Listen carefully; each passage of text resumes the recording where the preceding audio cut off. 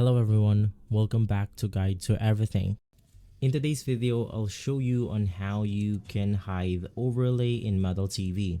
So basically, there's a new feature on Metal TV called video overlays. On default, this will be turned on. So if you don't want this to be showing off, you want to head over to the application. Click on the gear icon, which is going to be our setting. And from here, you have the new setting called video overlays. Now inside this page, you want to make sure that the video overlays is turned off to make sure that it's not showing on the recordings of your videos and making sure that it's hidden perfectly. And so those are the few steps in order for you to do this method.